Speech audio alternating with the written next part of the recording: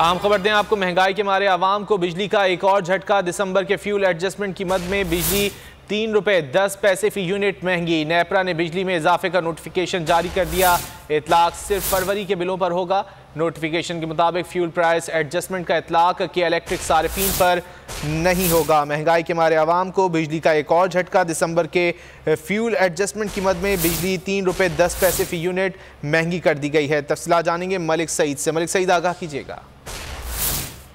जी बिल्कुल, नेपरा जो है वो दिसंबर की माना फ्यूल एडजस्टमेंट की मद में जो है वो बिजली 3 रुपए 10 पैसे की यूनिट जो है वो महंगी कर दी गई है और उसकी नेपरा ने मंजूरी दे दी है। CPPA की ने जो है 3 रुपए 12 पैसे की यूनिट जो है इजाफे की दरख्वास्त की थी। अथॉरिटी ने 1 फरवरी 2022 को FCA पर जो है वो अवामी समाअत की थी। बहुत शुक्रिया मलिक सईद इन तफसीलात के लिए। महंगाई के मारे आवाम को बिजली का एक और झटका। दिसंबर के फ्यूल एडजस्टमेंट की मद में बिजली 3 रुपए 10 पैसे फी यूनिट महंगी की गई है। नेपरा ने बिजली में इजाफे का नोटिफिकेशन जारी कर दिया है। इतलाक सिर्फ फरवरी के बिलों पर होगा।